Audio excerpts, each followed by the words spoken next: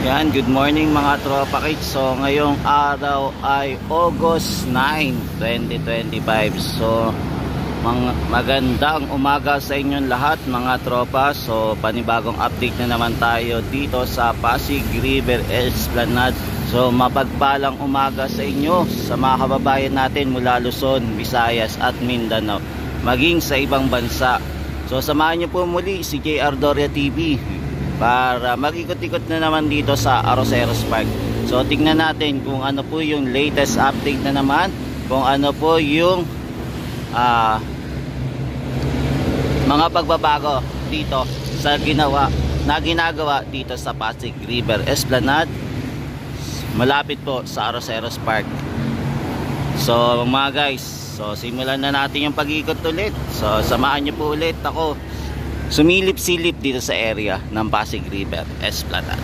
So tara guys, let's go, let's go.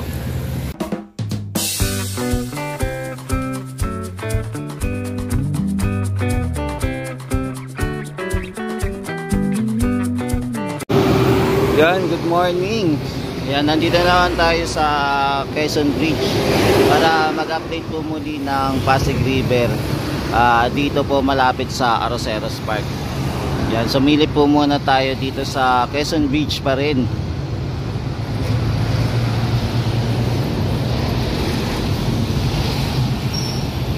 Yan, kung mapapansin nyo naman guys, okay naman po yung ating panahon. Maganda po yung ating kaulapan, kalangitan. May napapansin lang po tayo mga ulap na dark pero okay pa rin naman.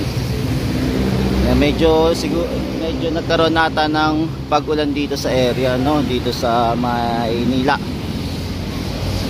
Yan, so ito, sisilipin po natin itong ating mga project na ginagawa dito. So magsimula po muna tayo dito sa area ng Loton Station. So silip po tayo, tapos mamaya punta na lang tayo banda doon sa kabila. So mapapansin natin itong mga steel deck pala na ilatag na rin po, no, dito sa may kabila, malapit po sa area ng mga informal settler.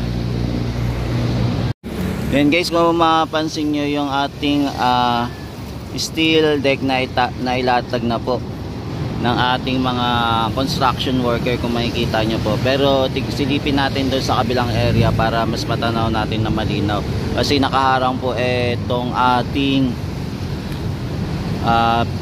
footbridge. Yan, naharanga, pero makikita nyo naman po yung kulay silver na meron na pong latag. Ayan. Yan, dito naman po malapit sa ferry station sa Loton, Pasig River Ferry Station. Kompleto na po itong ating pilote na nabakbak na po lahat. Ayan, so wala na pong natira, wala na pong naiwan. So kompleto na. Yan, lahat po yan ay nabasag na. So waiting na lang po tayo, nagilagyan naman po ito ng pile cap box. Ayan, abangan na lang natin kung kailan po nila lalagyan. Yan, so dito naman tayo sa other side ng Quezon Bridge mga tropa kids.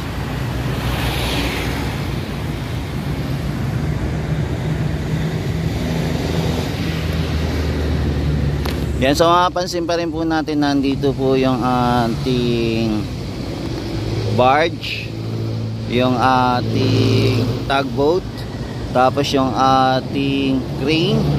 Tapos nandito pa rin po yung mga pilote, nandito din po, at saka meron din po tayo nakikitang steel beam.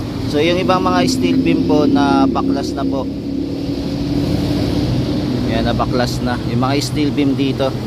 Tapos ito po, unti-unti na pong binabaklas din to mga steel beam dito, kasi nabaon na rin po yung ibang mga pilote dito.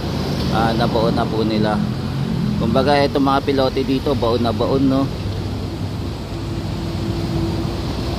Yan, so wala pa sa ngayon, wala pa po tayong mapansin na mga trabahador dito na gumagawa. So abangan natin, baka bukas siguro sila ulit magsisimula para magtrabaho dito po sa area.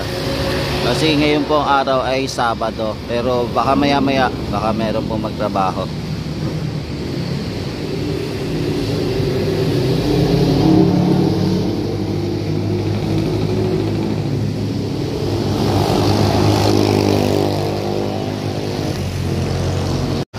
Yan, so eto mga tropa, yung ibang mga steel beam po, ayan, na tanggal na po, nabaklas na po. Tapos yung ibang pilote po, nabaon na rin. Yan, pero may mga natitira pa pong pilote na hindi pa po nababaon ng husto. Tapos yung ating yung pile cap box po, ayan, hindi pa po nasesementohan. So waiting pa rin po tayo kung kailan po ito masesementohan. Tapos meron din po silang ginawang file box po ulit, pero wala po siyang kulay, no. Pero parang mas maliit po siya yung file box na gagamitin nila. Yan, kung may makikita po kayo, ayun na. Yan. Yan, so for the meantime, ito po muna yung ganap ngayon dito sa area. So ito pa lang po yung nakikita nating improvement dito. Malapit po sa Quezon Bridge. So doon pong part naman sa pinakadulo po ng mga pilote na nabaon po, hindi pa rin po naman nababawasan yung pilote para sa precasting naman po ng file cap box. Yan, so lipat naman po tayo sa MacArthur Bridge naman. Doon po naman tayo sisilip-silip. Yan, so ngayong araw maganda naman po yung daloy ng traffic dito sa Quezon Bridge. Tuloy-tuloy naman po yung pag-usad ng mga sasakyan. Hindi katulad ng net kahapon ng umaga, eto medyo may nagkaroon po ng traffic. Yun lang, hindi natin alam kung anong naging dahilan kung bakit nagkaroon ng traffic at saka hinarangan po yung daan. Pero eto, tuloy-tuloy naman po ngayon. Yan, so silip naman po tayo dito sa stockyard naman. So mapapansin po pa rin natin, so dito pa rin po yung nakatambak yung mga materialis na kailangan nila para bumuo po ng boardwalk. So mapapansin nyo po, eto mga steel beam, yung maliliit din na steel beam nandito din po. Yan, hindi lang natin napapansin kung saan po sila kumukuha ng mga materialis, no. Kung sa gabi po ba nagdi-deliver tapos ibabaksak po dito, kasi napapansin natin puro maliliit na po yung mga nadi-deliver po dito sa area. Yan, tapos meron pa rin po tayo natitirang pilote naman dito, no. May available pa rin po ang pilote dito sa area. Ayan. So ngayon po tuloy-tuloy pa rin naman po yung pagtatrabaho ng ating mga kababayan dito. Yan, tapos yung ating yung kanilang mini bahay, so nilipat na naman po. So movable po itong bahay nila. Kahit saan nila gustong ipwesto, ayan, pwede.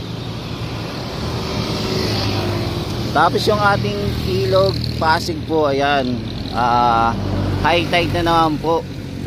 Yan, kung kagabi po ay naging low tide, pero ngayon po ay high tide na naman. Kaya makikita nyo po kulay dark brown ba yan? Dark brown o gray. Yan, kayo na pong bahala kung anong kulay yan, basta may kulay.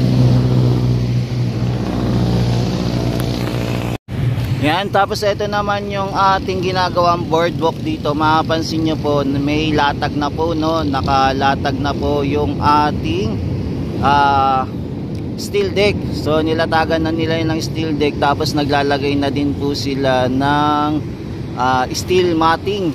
Yan, nilalagay na din po nila. So yan, mapapansin nyo po, ang bilis po ng ginagawa dito, no? Yan, okay na rin sila. Ayan, nakompleto na din po nila yung paglalatag ng steel deck dito sa area.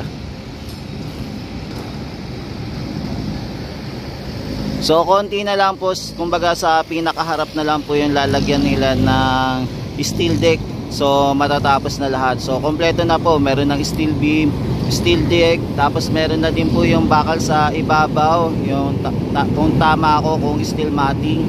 Ayan, na ilatag na rin po.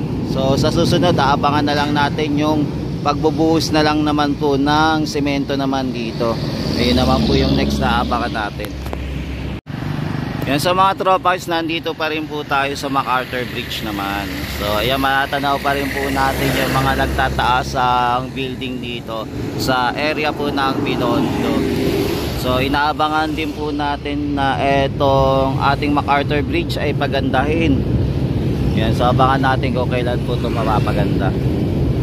Yan, so abangan natin mga tropa.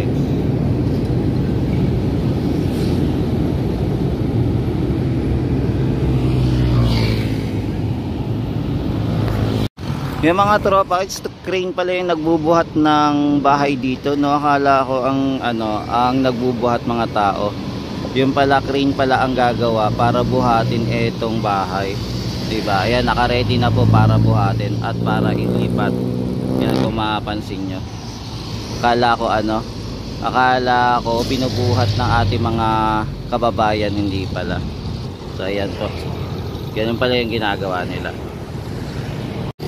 Yan po, binubuhat na nila. Diba? Ganun pala yung yung ginagawa nila. Binubuhat. Diba? Ang galing. Tapos ililipat nila. Kaya pala ang bilis nilang ilipat etong ginawa nilang bahay. Ganun lang pala kasimple yun, yung ginagawa nila. Para sa panibagong pagpipintura naman, ayan, palipat-lipat lang. Yan, so ito muna yung quick update natin dito sa area.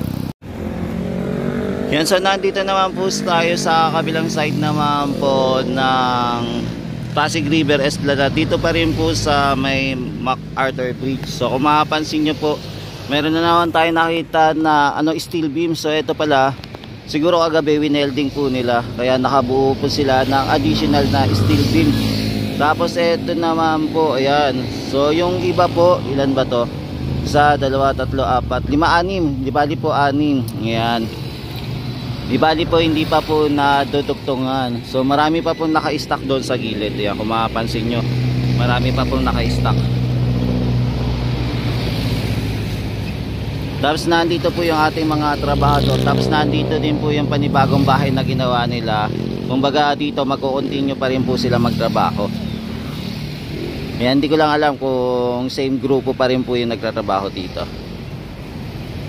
Yan, so mapapansin nyo naman po, tapos na rin po yung ating concrete railings. Yan, para sa ballast thread po, kabilaan. So meron na lang po natitira na isa na lang po para makompleto na. Tapos dito naman yung backup banda. Dito sa may boardwalk naman, may hinukay-hukay sila kahapon. So eto okay na. Tapos etong ating lamppost naman, okay naman po. So meron na pong naikabit, isa, dalawa, tatlo, apat, lima, anim, pito, walo. So 8 na pong lamppost yung nakaibit. So antayin naman po natin, ikabit naman po sa kabilang area naman para magkaroon na din po ng lamppost. Yan. So ito po yung kaganapan ngayong araw ng August 9, 2025. So yan, baka mamaya may magtatrabaho pa rin para ikabit pa rin po steel beam para ma-welding po. Yan, so bukas mag-update po ulit tayo dito sa area po ng Pasig River Esplanade po ulit. Mula Manila Central Post Office hanggang sa Arroceros Park. Yan, maraming salamat po sa pagsapa po muli kay JR Doria TV. Yan, God bless po. Pagpalain po kayo ng may kapal.